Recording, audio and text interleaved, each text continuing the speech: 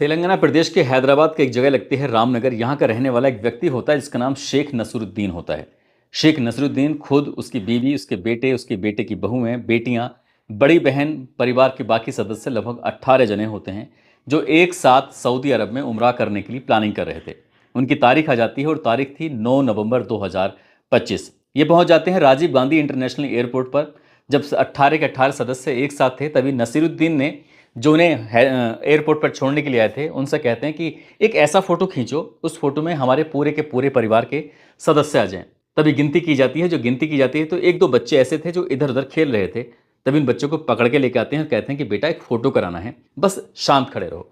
जब इस तरह की बात थी, कुछ बच्चों को बैग पे बिठाया जाता है, कोई इधर उधर खड़े हो जाते हैं। और ये एक फ्रेम में फोटो बनाने के लिए फोटोग्राफर को काफ़ी मशक्कत करनी पड़ती है, मेहनत करनी पड़ती है। मेहनत इसलिए करनी पड़ रही थी क्योंकि उनके सामने से कोई भी आगे से निकल जाया करता था, समझ नहीं पा रहे थे कि फोटो खिंच रहा है। आखिरकार ये फोटो तो खिंच जाता है, मोबाइल में कैद भी हो जाता है। और ये कोई नहीं जानता था कि 18 सदस्यों का एक साथ जो फोटो खिंचा था सऊदी अरब में उम्राह करने से पहले, ये उनकी ज़िंदगी का आखिरी फ़ोटो हो सकता है। क्योंकि जैसे ही वो सऊदी अरब में जाते हैं, वहाँ पे एक हादसा होता है और उस हादसे में 18 के 18 सदस्य मर जाते हैं। और जैसे ही उनके मरने की खबर इंडिया में पहुंचती है, न केवल उनकी बल्कि उनके साथ बाकी और जो लोग गए होते 42 से 43, तब यहाँ के लोगों की सोचकर भी रूह कांप जाती है कि आखिरकार उनके साथ ऐसा क्या हुआ।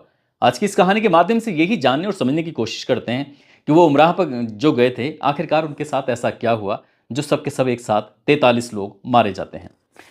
आदाब, नमस्कार, सत श्री अकाल। मैं उस्मान सैफी। आज की जो सच्ची घटना मैं आपको सुनाने जा रहा हूं, ये सच्ची घटना है 16 नवंबर 2025 की शाम लगभग 4 बजे के आसपास का वक्त रहा होगा।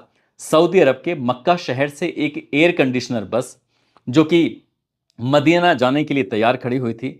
इसमें जो बस के 3 स्टाफ बताए जाते हैं और बाकी मौके पर इसमें जो भारत के रहने वाले थे, वो भी हैदराबाद शहर के 44 लोग थे जो कि उम्राह करने के लिए आए थे। इन्होंने लगभग एक सप्ताह के आसपास मक्का में बिताया और यहाँ बिताने के बाद अब अगला पड़ाव इनका था मदीना में जाने का। वहाँ पर जाकर ये जियारत करने वाले थे। जैसे लगभग 450 किलोमीटर का सफ़र था, उस सफ़र को तय करने के लिए ये बस में बैठे। कुछ सदस्य ऐसे थे जो जल्दी ही आराम से सो गए, कुछ क्योंकि उसमें महिलाएं भी थीं, बच्चे भी ज़्यादा संख्या थी, पुरुष भी थे, जो जिन्हें लग रहा था कि पूरे दिन के थके हुए हैं, वो आराम से बस में जाकर सो जाते हैं। कुछ ऐसे थे जो जग रहे थे। इसी में से एक सदस्य ऐसा भी था जिसका नाम मोहम्मद अब्दुल शोएब होता है, जो कि ड्राइवर के एकदम बिल्कुल पास में बैठा होता। ये अब जो समय हो गया था वो इंडिया के समय के अनुसार लगभग 1:30 बजे के आसपास का समय था। ये बताया जाता है कि भारत का और सऊदी अरब के समय में लगभग 2.5 या 3 घंटे के आसपास का अंतराल रहा था।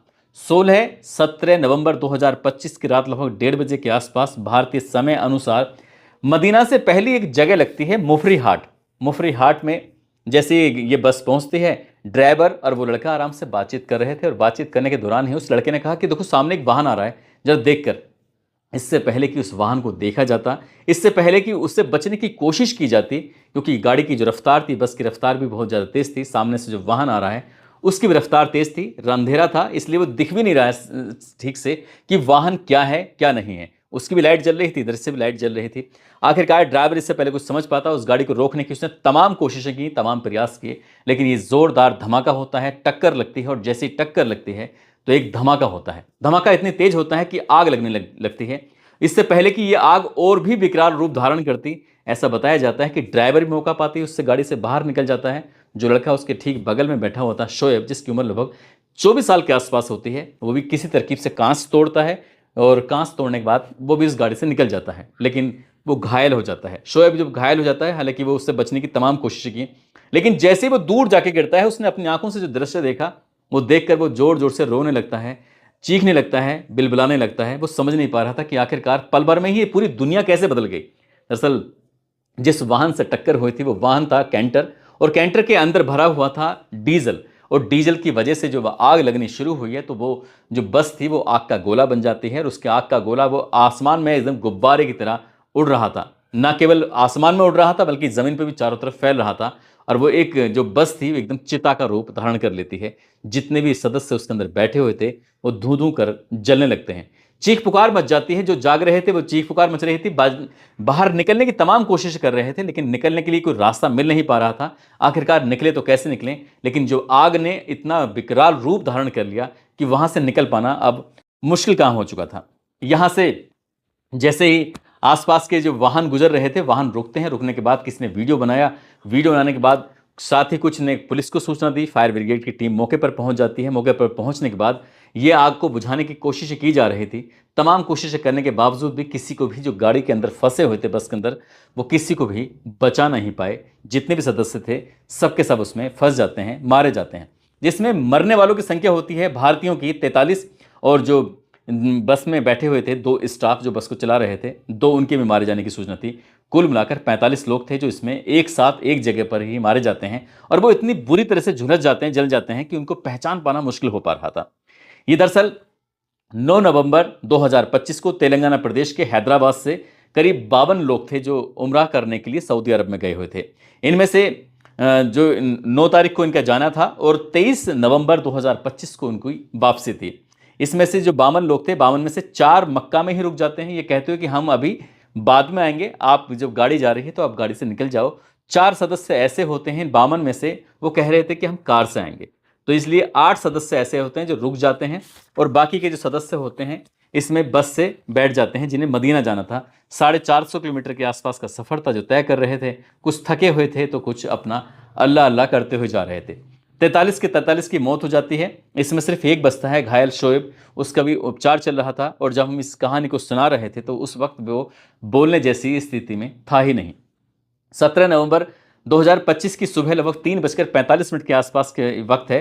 हैदराबाद में एक सऊदी अरब से फ़ोन पहुंचता है मोहम्मद मंसूफ के पास। मोहम्मद मंसूफ से कहा जाता है, रोते हुए बिलबिलाते हुए, जिसने फ़ोन किया था वो इनका रिश्तेदार लगता है, एक बालक है। उसने फ़ोन करके कहा कि ये जो माँ है ना आपकी, जिनका नाम शोहरत बेगम है, उनकी मौत हो चुकी है। ये बात जैसे ही मंसूफ ने सुनी, उसे यकीन नहीं हो रहा था। उसने कहा कि किस तरह की बदतमीजी कर रहे हो, इतने सुबह सुबह तुमने फ़ोन किया है, और फ़ोन करने के बाद इस तरह की बेहुदा बातें करने के लिए तुम्हारे पास के वक्त मिल रहा है। इस तरह की जब बातें थी, वो आदमी को गुस्सा भी आता है। जब उसकी माँ के बारे में ये बात सुनी, उसने कहा कि आपकी माँ मर गई है, साथ ही आपका जो भाई मंजूर है वो भी मारा जा चुका है, आपकी जो भाभी हैं वो भी मारी जा चुकी हैं, और आपका जो भतीजी है साहिन, वो भी मारी जा चुकी है। ये बात सुनने के बाद मोहम्मद मंसूफ को यकीन नहीं हो रहा था कि आखिरकार ये कैसी बात कर रहा है। तब उसने तस्दीक करने के लिए, जानने के लिए, फिर दोबारा से जब उसे ठीक से आँख खुलते हैं, पूछता है, तो ये बात पुख्ता खबर थी।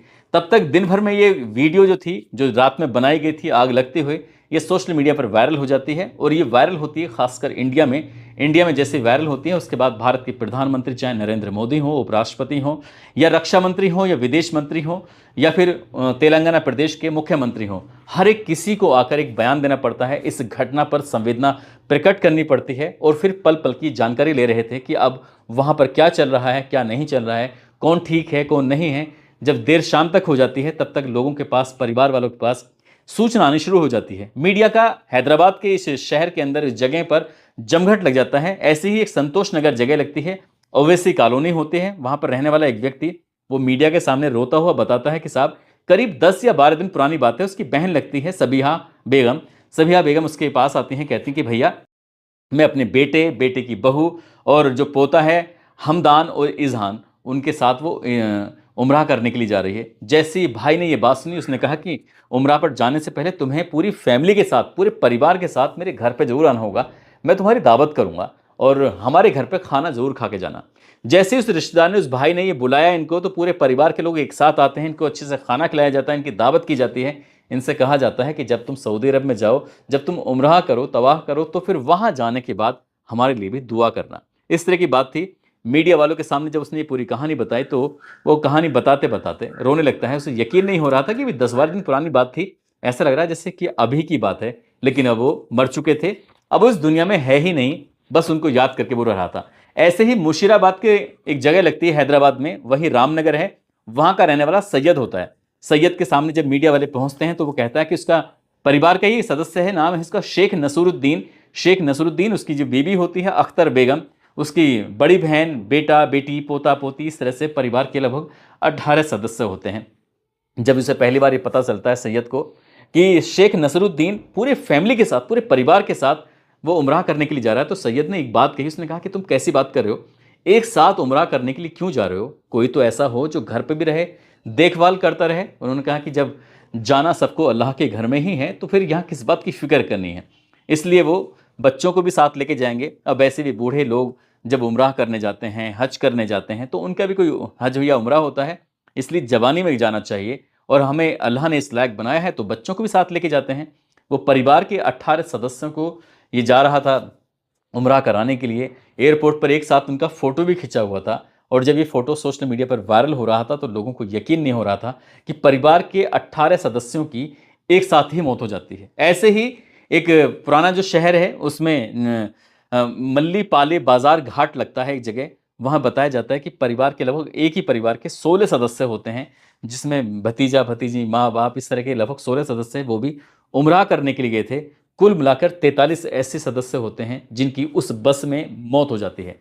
उनकी मौत की खबर जब सुनी जाती है, परिवार के लोग बार बार एक ही बात कर रहे थे कि हमें उन्हें देखना है, हमें उनसे मिलना है, उनकी जो डेड बॉडी है उनको इंडिया में लाया जाए ताकि हम उनका परिवार के या रिश्तेदारों के साथ मिलकर उनका सुपुर्द खाक कर सकें। लेकिन जब इंडिया की गवर्नमेंट ने और वहाँ की गवर्नमेंट ने आपस में बातचीत करना शुरू किया है तो पता चलता है कि वो जो आग लगी थी, आग में उनके शव बहुत बड़ी मात्रा में जल जाते हैं, उनको पहचान कर पाना भी बहुत ज़्यादा मुश्किल हो जाता है। हालांकि उनका ऑफिशियल रिकॉर्ड था, उसके हिसाब से उन्होंने कहा कि इनको इंडिया भेजना मुश्किल है, इसलिए इनका सुपुर्द खाक सऊदी अरब में ही होगा।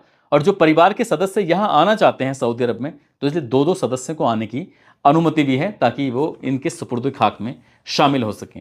अब जैसी बात बताई जाती है, साथ ही आगे चल के ये भी बताया जाता है कि उन्हें मुआवजे की भी घोषणा कर दी जाती है। मुआवजा कितना है कितना नहीं, ये तो खैर बात की बात है। लेकिन जब ये मौत की खबर, जब ये उम्राह पर गए हुए लोगों के बारे में पता चलता है, सोशल मीडिया पर यह खबर तैर रही थी, वायरल हो रही थी, तो लोगों को यकीन नहीं हो रहा था कि इतने अच्छे काम से वो गए, उनके साथ इतना बड़ा हादसा वहाँ पर हो गया है। दोस्तों, इस पूरे घटनाक्रम को सुनाने का उद्देश्य किसी को परेशान करना नहीं है, किसी का दिल दुखाना नहीं है, बल्कि आपको जागरूक करना है, आपको सचेत करना है। साथ ही ड्राइवर के बारे में कई जगह तो ऐसी बताया गया था कि ड्राइवर भी अपनी उस शोएब की तरह जान बचाकर भाग जाता है, कूद जाता है, लेकिन कई जगह ऐसा था कि उसका कहीं जिक्र नहीं था। हालांकि गाड़ी के अंदर बैठे हुए 2 स्टाफ वाले होते हैं, उनमें 2 की मौत के बारे में जानकारी थी। इस बात की पुष्टि नहीं हो पाई कि ड्राइवर भी उस शोएब की तरह बाहर निकल जाता है या नहीं निकलता है। दोस्तों, जाते जाते ये रोहतक के रहने वाले मनोज शर्मा हैं, साथ ही पुणे से हैं रिद्धि और सिद्धि, ये जुड़वा हैं, जुड़वा बहनें। आज इनका भी जन्मदिन है, इनको जन्मदिन की ढेरों सारी शुभकामनाएं, बहुत बहुत मुबारकबाद। और कुछ लोगों ने नाम लेने की अपील की है, जिसमें फौजी एस के मिश्रा गोंडा यूपी से, शिवम मौर्य अम्बेडकर नगर से, सूर्य प्रकाश तौफीक अली महाराजगंज से, मोहम्मद गुलजार अली मुजफ्फरनगर से, अवधेश कुमार सक्सेना हरदोई से, वरसीना खान इनकी मौसम खान मेवाती इनकी वाइफ हैं ये, डॉक्टर नजर आलम सिवान से हैं, इमामुद्दीन मंसूरी अहमदाबाद गुजरात से हैं, अजीज राजवंशी, अरविंद कुमार भरतपुर से, मोहम्मद आसिफ बिहार से। आप सब लोग अपना ख्याल रखें, सुरक्षित रहें। जय हिंद, जय भारत।